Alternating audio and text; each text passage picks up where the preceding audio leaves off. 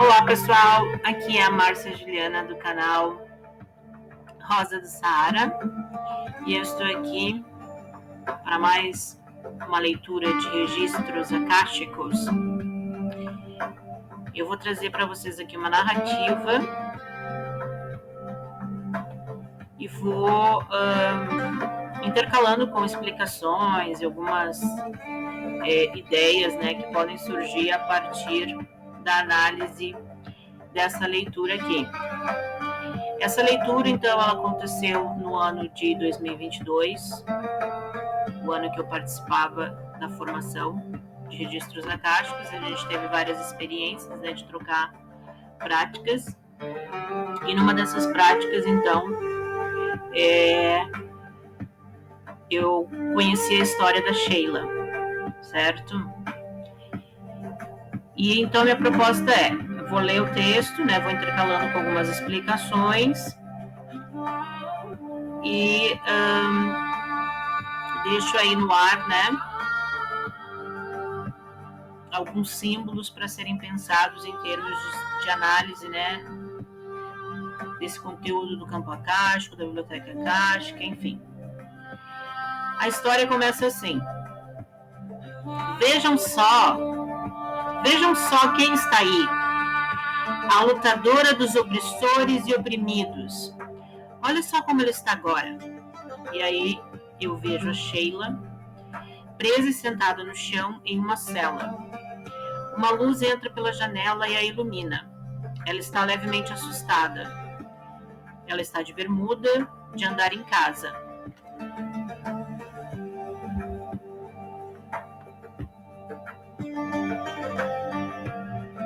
Ela está de camisa, cabelo preso e castanho claro. Eu a vejo sentada no chão. Então, esse é o contexto inicial, né? É o contexto inicial da história da Sheila, né? Que eu nomeei como A Libertação de Sheila. Então, eu já no início do acesso, eu já vi ela, né? Nesse contexto aqui, nessa cela, né? Levemente assustada, ela de bermuda, né? Uma roupa simples, uma pessoa comum. E ela sentada no chão. E aí vem uma explicação, né? Logo já nesse início, vem essa explicação de que esses seres, deste vocativo inicial, né? Dessa introdução que falaram, vejam só, quem está aí, a lutadora dos opressores e oprimidos. Esses seres, eles tinham conseguido, né? Pegar ela. E eles estavam debochando dela porque ela queria ajudar os outros. E aí eu vejo um homem réptil, mistura de ET com réptil, olhos negros em volta dela, analisando ela, girando em torno dela para assustar, mas ela não o vê. Um chefe deles o chama e ele sai. Ela se deita no chão e dorme. Depois de dormir, ela levanta e vai até a janela da prisão e olha para fora. Ela deseja sair, mas não sabe como. Eu penso, vim aqui para te ajudar. E aí eu desenho uma porta em uma das paredes da cela e deixo a chave perto da porta no chão. Ela não me viu e nem me vê. Muito assustada, ela fica ao ver a chave, mas imediatamente a usa para abrir a porta e escapa. Desesperada, ela corre sem parar. Eu a encontro no meio daquele campo. Eu sou uma ave e deixo cair uma mensagem para ela. Volte ao castelo e feche a porta que foi aberta para você, para que os teus inimigos não saibam que foi por ali que você saiu. Ela olha para a masmorra escura e volta. Fecha a porta e a tranca. Foi por pouco que o réptil não a pegou. Ele entra na cela e percebe que ela escapou. Ele sabe que ela deve ter recebido ajuda do alto e resignado, ele vai contar para seus superiores. A Sheila corre novamente naquele enorme espaço de gramado. O céu estava roseado e azul fraco. Tinha uma floresta mais adiante. Mas eu estou na estrada, a esperando para impedir de entrar ali. Ela deve ficar um tempo nesse espaço à espera de um portal para ir para um lugar mais seguro. Ela ficará se recuperando em uma choupana.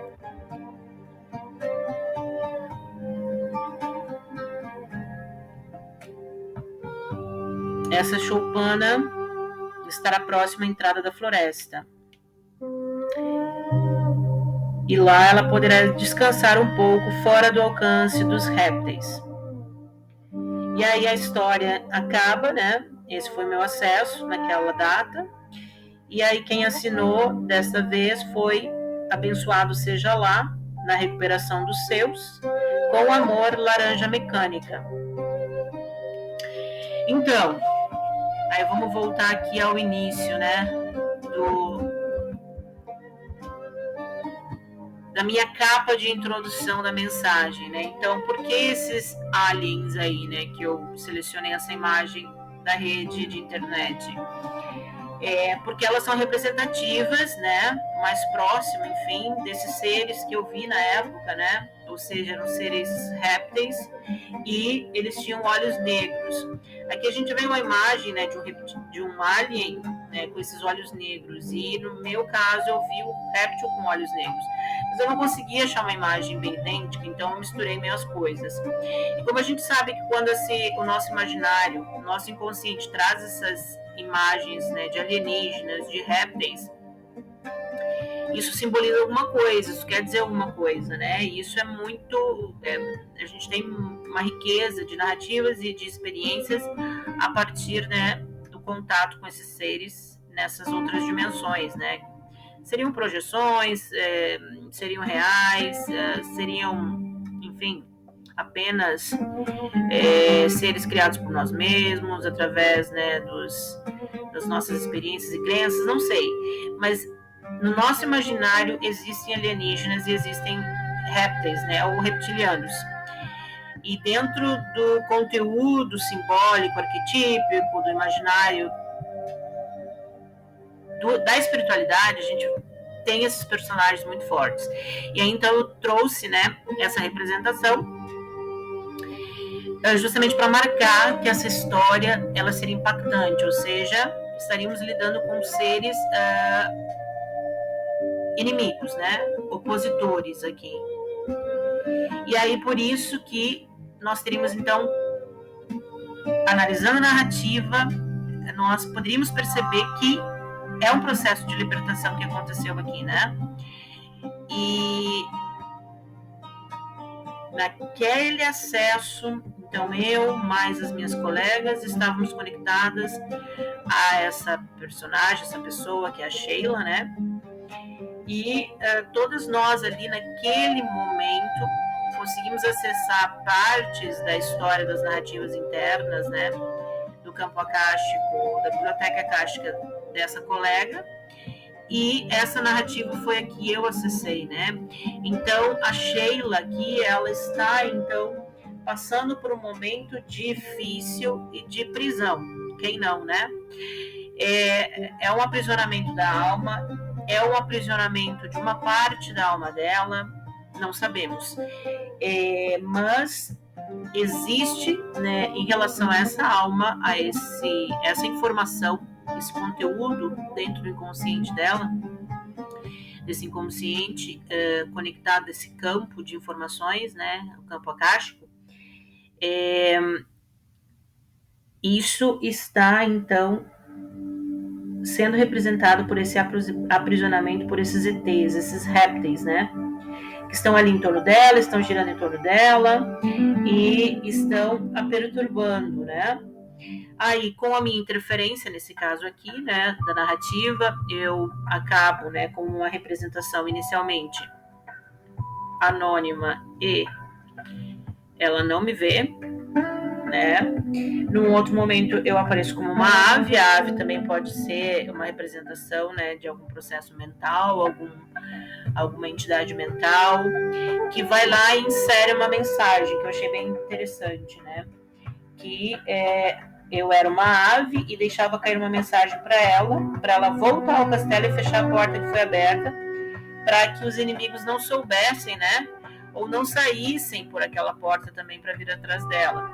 Então, uma narrativa assim que parece uma historinha de filme ou um desenho animado, sabe, aquela coisa mágica e tal, mas que a gente pode, então, por meio desses símbolos, né, eu acho que símbolos que num set analítico a gente poderia explorar de uma narrativa dessa, seria, primeiro de todos, né, o símbolo do réptil com olhos negros, né, tentar entender dentro do inconsciente pessoal dela o que isso representa para a pessoa, né. O réptil também, entre obter conteúdos, digamos, de uma figura alienígena ou de um reptiliano, para nós é mais comum, né, porque existe materializado na Terra, entender as características de um réptil, certo? Então, eu costumo pensar que reptilianos são pessoas extremamente frias, pessoas malignas, pessoas que querem crescer a todo custo, pessoas frias, pessoas narcisistas, pessoas tóxicas, pessoas malignas, egoístas, exageradamente egoístas, com problemas pessoais, traumas fortíssimos e que se tornam répteis na alma. E o Deus que habita eles é esse, porque é o Deus que eles criaram a partir das experiências e traumas e, enfim, admiração, veneração das coisas que eles têm, e se tornam répteis. E essas pessoas, claro, né, podem aprisionar outras. Podem, num contato familiar, amigável, num contato de trabalho, podem, né, pode haver choques, né, dos nossos inconscientes, da troca de informações entre os nossos inconscientes, as nossas almas, certo? E aí, então, a Sheila, que é o personagem principal dessa narrativa, ela passa por essa experiência de aprisionamento. A partir da minha intervenção, ela consegue, então, sair e ela vai para esse campo, esse gramado, essa floresta, né? Isso é uma imagem bastante interessante que, pelo menos nos meus acessos, os que eu fiz, assim, muitas vezes essa imagem da floresta apareceu. E lendo Jung, né, o Homem e seus Símbolos, tem um artigo lá que eu li muito interessante, não sei se é um da Von Franz ou da Jacob, não lembro, mas até acho que eu vou buscar a referência ali, vou dar uma pausa.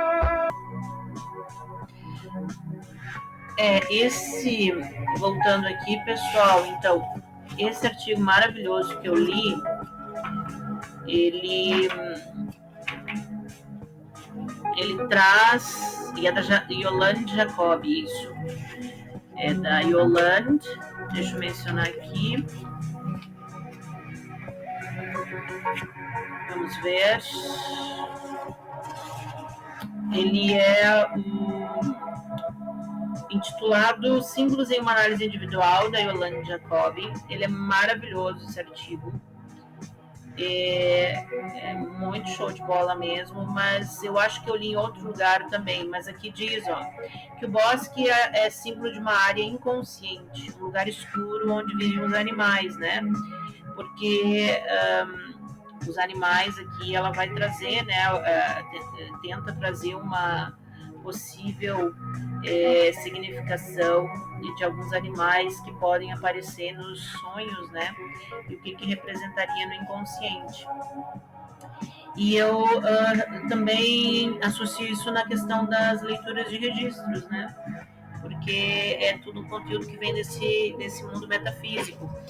Então aqui ele apareceu nessa história, apareceu tal dessa floresta, esse campo, né? Poderíamos dizer um bosque também, essas representações como áreas, né? Então, específicas dentro do inconsciente, e que lá, essa área, no caso, ela escapa por esse gramado, mas ela vai em direção à floresta, que é uma área mais profunda, de repente, do inconsciente, né?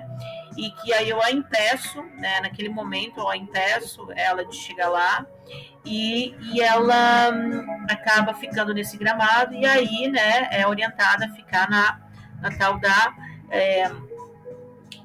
Choupana, né? E lá ela teria um refúgio. Então esse local seria um local de refúgio, né? Então isso também poderia ser explorado, né, no set analítico. Então o que representa, né? Ou que poderia ser um local de proteção, um local de de refúgio para Sheila, né, em situações de ansiedade, tristeza, desequilíbrio ou, né, qualquer coisa relacionada à demanda dela. Então é bem interessante essa questão, esses símbolos, né? Eu acho que a choupana, a questão do réptil, a questão poderia ser mais explorada, né? A questão do bosque, da floresta, a ave, né? Como um elemento externo que vem para ajudar. E esse processo de libertação, né? O que isso significaria para Sheila, né? Naquele momento. Enfim, quando depois, né? Eu terminei esse acesso com a assinatura final, eu, ao orar pela remoção de malhas, né, me veio aquela imagem. Ah, não, essa música não, né, galera? Eu gosto dessa. A Bíblia. Essa não. Então, voltando aqui. Ao orar pela remoção de malhas, me veio aquela imagem inicial dela na prisão. E eu soube que ela tem um chip na parte superior do quadril, acima do glúteo direito. Eu vi um pontinho verde, tipo laser ali. Me foi dito que é um tipo de rastreador. Ela deve aniquilá-lo para esses seres não mais a pegarem nos próximos meses. Manter-se em vigia e oração será bom para detectar os movimentos do maligno, também e se fortalecer em Deus. Eu vejo ela segura em uma mini choupana sozinha, fazendo o seu próprio café ou chá, algo do tipo, pois vejo um bule na mão dela. E essa foi a mensagem que me foi passada depois que eu acessei, né, a narrativa e tal, que eu achei bastante interessante também, que dá para explorar essa questão do chip, né? Então, o chip eu sempre considero como, no mundo da espiritualidade, do inconsciente, como uma informação extremamente rígida, tá mega printada, tá mega impregnada. É um chip lá no sutil, né, no nosso interior, na nossa alma, uma informação, uma crença rigidíssima. E que ela precisa, essa crença conecta ela, né, com esses seres que a rastreiam. Então, esse chip provavelmente era um magneto, né, que fazia com que ela atraísse essas pessoas tóxicas, ou essas pessoas répteis, que a perturbavam e aprisionavam de alguma forma. Então, isso também pode ser explorado, muito mais aprofundado no set analítico ou numa terapia de registros acásticos, né? Permitir que esses acessos falem e através de uma boa conversa, esses símbolos façam sentido, se chegue, né, a uma iluminação, uma grande revelação por meio dessa análise aqui. Um ponto que eu gostaria de ressaltar, então, é essa questão da floresta, do campo, né, como uma representação de uma área interna, que não é de tão fácil acesso no inconsciente. E também a questão da interferência do terapeuta, né? Da interferência, no caso aqui, nós estávamos num grupo de formação, das outras pessoas, né, que acabam interagindo ou largando lá dentro do inconsciente da alma da outra pessoa uma outra informação que a ajuda nesse processo de libertação. Eu gosto muito desse livro aqui, do J. Denásio, Sim, a Psicanálise Pura. Quando eu li esse livro, eu achei esse conceito aqui que ele traz logo nas primeiras páginas de inconsciente instrumental, né? De que um paciente e um analista, quando eles estão no set analítico interagindo para o momento da análise, os dois inconscientes estão em linguagem, estão em diálogo, né? Eles entram numa dialética ali que é um processo de conversar, né? E de se afinizar, por isso que tem que ter toda uma história do vínculo, né? Para que os dois possam se harmonizar e os inconscientes possam trabalhar juntos para beneficiar o paciente, né? No processo de análise. E aí o Násio diz aqui na página 19, estou convencido de que um psicanalista cura seu paciente graças não somente ao que sabe, ao que diz ou ao que faz, mas graças sobretudo ao que é, e mais ainda ao que é inconscientemente. Olha que poder essa situação, né? Ou seja, o que ele é inconscientemente. Então, um psicólogo analítico, um psicanalista que é no inconsciente um grande profeta, um grande sábio, um grande mestre, ele vai conseguir acessar e conversar legal, curar, auxiliar no processo de cura, remediar, tapar a ferida, colocar um remedinho ali para ressecar a ferida de uma pessoa em necessidade. Então eu acho extremamente importante esse processo, né? Quando eu trouxe aí no meu canal um vídeo sobre Netuno, né, e a relação dele com a escolhida dele, a amante, esposa dele, em que eles conseguiram trocar uma ideia somente com a sutileza do inconsciente, esse ponto que o Násio traz também confirma isso. E aqui nessa narrativa a gente vê que isso também acontece, ou seja, quando eu vou lá e abro aquela porta magicamente, como parece uma história de filme, né, ou de desenho, que você vai lá e simplesmente desenha uma porta, se abre uma porta e sai. E aí me vem também a prisão de Pedro lá, né, no Novo Testamento, quando Pedro estava preso e que um anjo veio e abriu a porta para ele, e ele foi liberto, né, quando ele foi aprisionado e tal. Então essas coisas no inconsciente são possíveis, né, dentro do âmbito da fantasia, dentro do âmbito do inconsciente, é possível você desenhar uma porta, ela se abrir e você sair. Na realidade, humanamente impossível. Mas então nós estamos tratando aqui, quando se fala em leitura de registro akáshico, nós estamos falando da dimensão do oculto mesmo, da metafísica, do sutil, onde as coisas são mais possíveis e esse é o modus operandi mesmo, certo? Outra coisa que me chamou a atenção dessa leitura foi a questão do abençoado seja Alá, né? O fato de Alá aparecer aqui.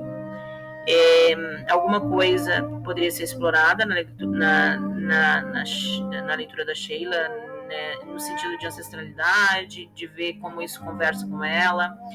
E outra coisa que mais me impressionou foi com Amor Laranja Mecânica. Bom, Laranja Mecânica, eu lembrei na época que era um filme, né? Eu não vi esse filme na minha infância, né? Mas eu sei que é um filme.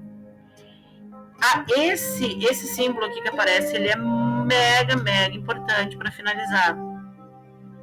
Ele tem o filme, né? Eu tô colocando aqui no Google, vou puxar para vocês. Tem o filme, mas também tem a obra, né? E é muito interessante se a gente vai analisar a narrativa do filme. Meu Deus, acho que ficaria um ano explorando isso com um paciente. Que riquezas de conteúdo sairia daqui, né? Então, o filme apresenta uma crítica contundente ao behaviorismo por produzir uma parábola que demonstra que o enfoque psicológico concentrado apenas no comportamento observável é equivocado por ignorar a profundidade da psique humana e interpretar o humano como uma máquina condicionável por recompensas e castigos.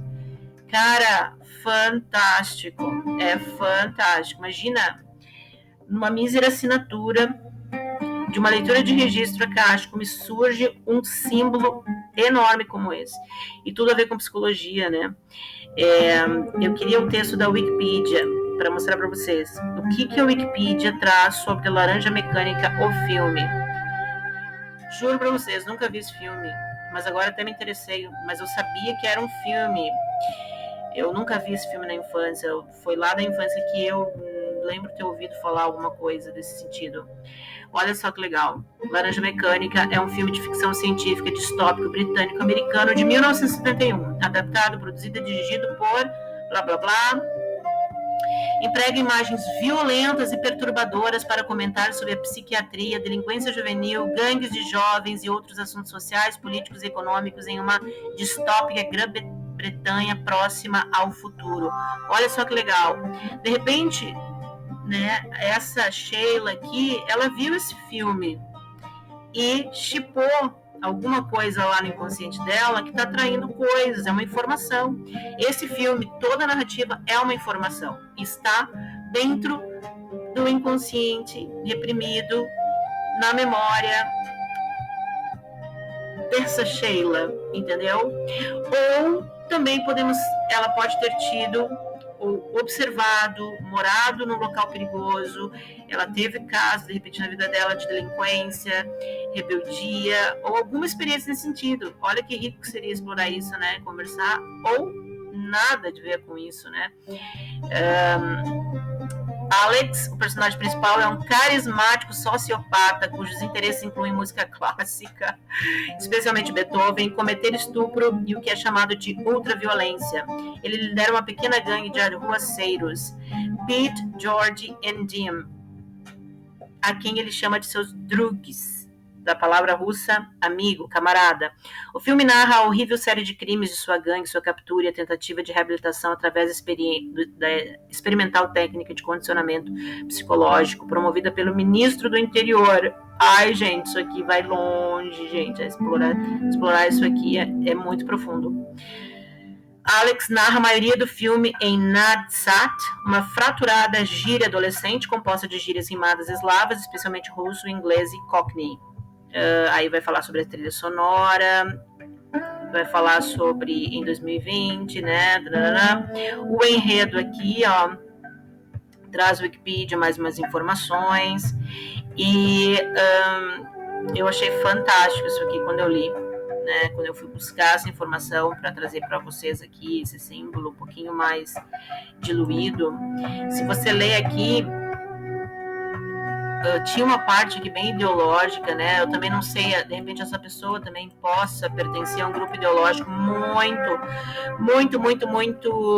rígido e ela de repente está querendo se libertar disso, mas ela tem esse chip na perna que eles rastreiam ela porque ela tem ainda uns ranços, né? Dessas ideologias. Aqui tem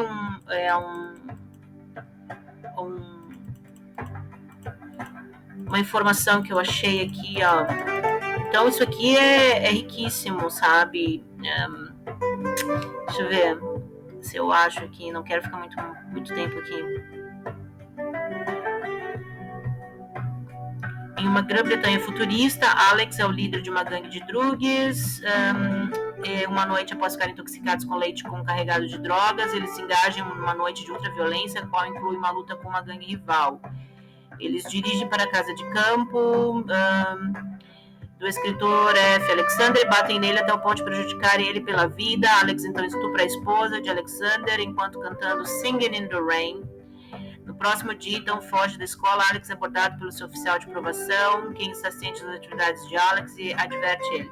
Bom, aqui tem muita coisa, né? Mas tinha algo a ver com o comunismo também. Eu não sei aonde que eu tinha achado alguma coisa em relação a questão da moralidade que no Wikipedia vai trazer, né? Aqui diz, ó, a questão moral central do filme é a definição de bondade e se faz sentido em usar a terapia de aversão para ter o comportamento moral. A questão da bondade apareceu na leitura de registro, né? Apareceu aqui que quando os reptilianos diziam a lutadora dos opressores e oprimidos, olha só como ela está agora, ou seja, diz ali, né, que eles não queriam que ela ajudasse as pessoas, e aqui traz como uma moral central do filme a definição de bondade, e é muito legal, uma sátira social lidando com a questão de saber se a psicologia behaviorista e o condicionamento psicológico são as novas armas perigosas para um governo totalitário usar para impor vastos controles em seus cidadãos e transformar eles em um pouco mais do que robôs. Super a ver isso, meu Deus, muito legal. E aqui, ó, continuando, após a terapia de aversão, Alex se comporta como um bom membro da sociedade, embora não através da escolha. Sua bondade é involuntária. Ele tem se tornado titular laranja mecânica, orgânico no lado de fora, mecânico no lado de dentro. Mecânico, olha o chip aqui. Após Alex ter passado pela técnica Ludovico, o capelão critica sua nova atitude como falsa, argumentando que a verdadeira bondade deve vir de dentro. Isso leva para o tema do abuso das liberdades pessoal, governamental, civil por Alex, com duas forças políticas em conflito, o governo e os dissidentes, ambos manipulando Alex puramente para seus fins políticos. É coisa de ideologia. A história retrata os partidos conservador e liberal como igualmente dignos de criticismo. O escritor Frank Alexander, uma vítima de Alex e sua gangue, quer vingança contra Alex e vê ele como um meio para tornar a população contra o governo incumbente e seu novo regime. Mr. Alexander teme o novo governo. Em uma conversação telefônica, ele diz: recrutando jovens brutais para a polícia, propondo técnicas de condicionamento debilitantes e minadas de vontade. Nós temos visto isso antes em outros países, a ponta fina da fatia. Antes de sabermos onde estamos, nós temos todo o aparato do totalitarismo. Por outro lado, o ministro do Interior, o governo, prende Mr. Alexander, o intelectual dissidente, com a desculpa de colocar em perigo Alex, o povo, em vez do regime totalitário do governo, descrito por Mr. Alexander. Isso não está claro se ele tem sido ou não prejudicado. Entretanto, o ministro diz a Alex que tem sido negado ao escritor a habilidade de escrever e produzir material subversivo que é crítico do incumbente governo e significado para provocar agitação política. Que legal isso aqui, gente, é muito legal.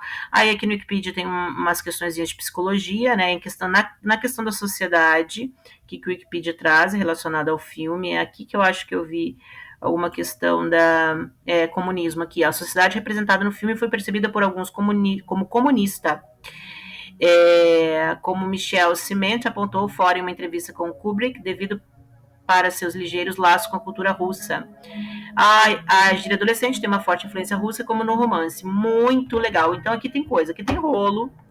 A Sheila tava com algum rolo que eu captei aí, mas esse rolo, na primeira leitura, percebe? Do registro a gente não vê. Se a gente não pesquisar, se a gente não abrir o símbolo, não ampliar o símbolo, a gente não consegue ir além. Então, essa narrativa para mim ela foi muito legal, porque ela trouxe esses links, né, com a psicologia analítica ali, com o texto da Yolanda Jacob, e em outro texto que eu devo ter lido também, que fazia uma referência a Jung e a floresta, a questão da floresta como representação do inconsciente. Então tem coisas profundas no inconsciente para serem exploradas, mas aquele não era o momento. A questão da interferência, né, de uma outra pessoa no processo, e que aí em conexão com o terapeuta, né, aí nós vamos ter a troca, o diálogo entre inconsciente, o inconsciente instrumental do analista tocando o inconsciente do paciente para o ajudar. A questão da choupana, né, como local de refúgio, muito importante explorar isso também. E a questão do laranja mecânica, paulada. Lá eu nem vou explorar ali, porque ali tem coisa pra caramba, né, então não teria nem como. Mas a questão do laranja mecânica tem coisa aí, gente, tem coisa no inconsciente que a gente não sabe de onde vem, né, ou seja, todas essas informações, elas fazem parte da nossa cultura. Então essas coisas também estão dentro do nosso inconsciente, vibrando, manifestando, né, trazendo coisas boas e perturbações também, né. E aí eu finalizo a nossa leitura de hoje com uma citação que eu gosto muito, né. Agora eu vou trazer algumas citações bem legais para a gente fechar então essa leitura, que ficou maravilhosa, cheia de símbolos assim impactantes. Agradeço a Sheila aí por ter aberto aí o canal dela para permitir que a gente acessasse, né, e tivesse essa riqueza de informações, porque essa riqueza tá nela, essa riqueza de informação tá nela, mas tá em todos nós também, né, todo mundo passa por isso. Então, no one ever tells you that bravery feels like fear. Mary Kate Task. Achei legal demais a citação. Ninguém já te disse que a bravura parece como medo? Então a gente ter bravura, ter honradez, ter coragem, está muito simbiotizado com o medo, né? Então a gente passa pelas provações da vida com muita bravura, e a bravura cheia ou temperada, recheada de medo. Que legal, achei muito autêntico. Acho que é isso mesmo, né? Eu acho que o medo faz parte da nossa vida, a gente só tem que equilibrar ele não pode ser mais, né? Mas mesmo se ele for mais, não adianta. Ele vai existir, como ele vai deixar de existir, e ele vai fazer o seu papel. Mas eu acho que a bravura e o medo andam juntos, sim. É muito, muito importante a gente refletir sobre isso. Obrigada pela atenção, pessoal. Aqui é a Márcia Juliana do canal Rosa do Saara. Vou continuar compartilhando aí meus conteúdos espirituais, meus acessos. Espero que gostem. Vocês podem aí dar um like, né? Vocês podem me seguir no meu canal, se achar que vale a pena.